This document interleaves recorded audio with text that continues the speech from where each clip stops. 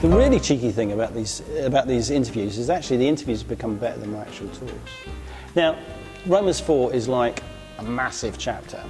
So this week it's going to be in two parts. So you'll get Romans 4 part 1 today, and then because it's half term you'll get Romans part 2 next week. Okay? So listen. The reason you should be listening is maybe because you missed, some of you on half term this week, you've missed the talk, so catch up. They have EastEnders catching up, so why not have Romans cheeky 4 catch up? So catch up, or if you were there this morning and you want to get a bit of a review and to remind yourself, listen to Romans 4 part 1 and part 2. Thank you. I love you all. Welcome back to Cheeky Romans number 5. So Trev, I've been on tour with X Factor USA. Chloe, who stepped in for me last week, has now gone over there. So we've been looking at Romans 4 today. So you started off with an illustration. So that was basically saying that all relationships are based on works. Could you just go into that again for us? Yeah, well, what Paul has been doing, and this is a thing that I've seen more clearly, I've taught Romans many times, but it's really clicked with me this week, is from chapter 1 through to halfway through chapter 3, what he's doing, as we've seen, he's showing the sinfulness of mankind. And in chapter 3 he finishes by showing that the whole world is held accountable. And every tongue will be stilled on the day of judgment. So we're all guilty. The wages of sin is death, and all of us are found guilty with no excuse. So from 1:18 right through to halfway through chapter 3, he's showing us that we're sinful. And he really, really, really, really wants to whack that in. And then from sort of middle of chapter 3 right through to chapter 5, what he's going to do, he's going to show us the cross and he's going to show us grace.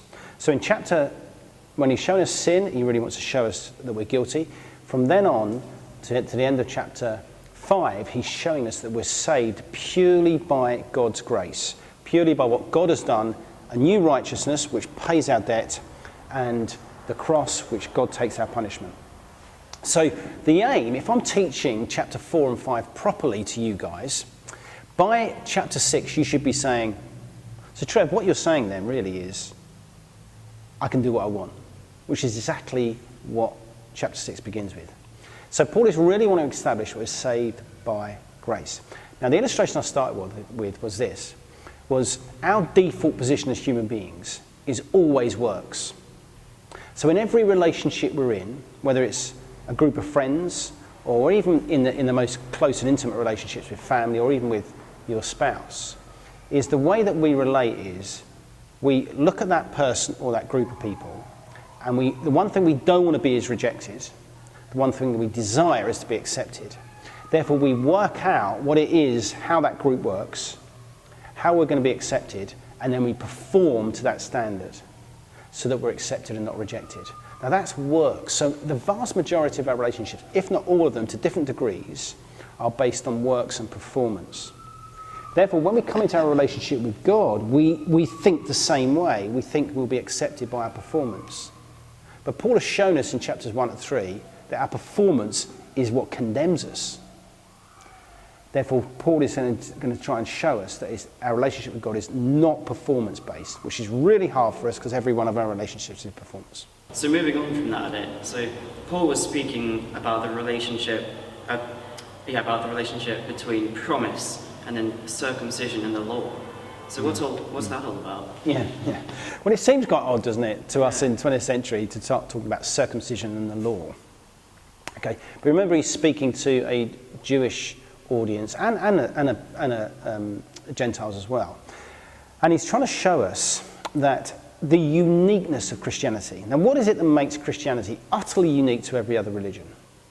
What it makes it totally unique is that our faith, our acceptance by God, is based on a promise given by God, not on our performance.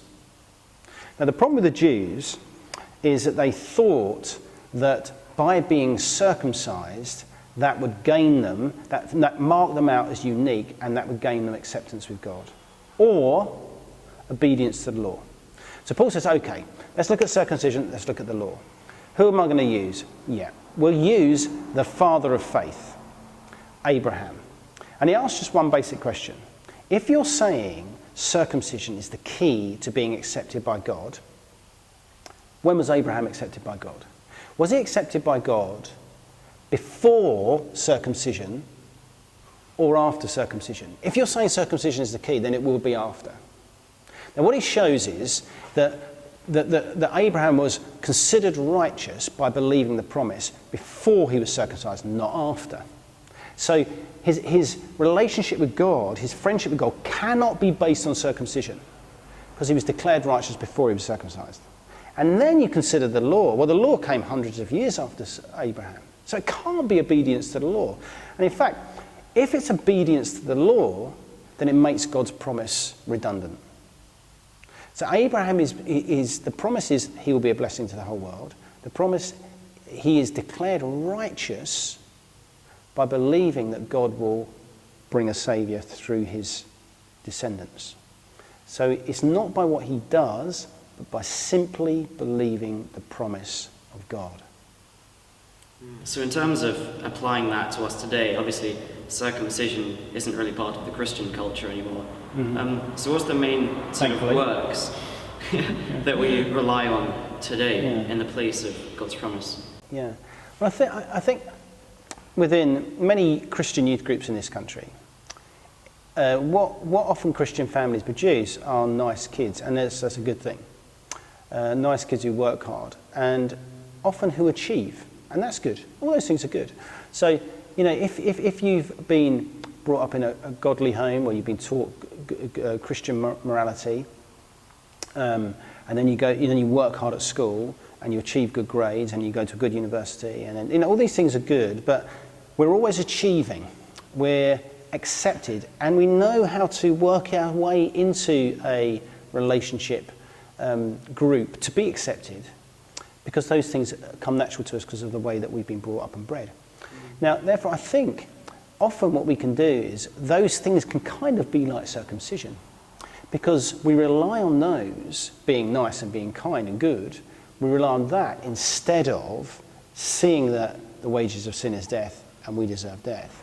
Seeing that we, or the law, we're kind of obedient, although we're not in God's eyes. Our tongues are like vipers, and we don't see ourselves as God sees us. We kind of see ourselves as other people see us, which is kind of a nice bloke.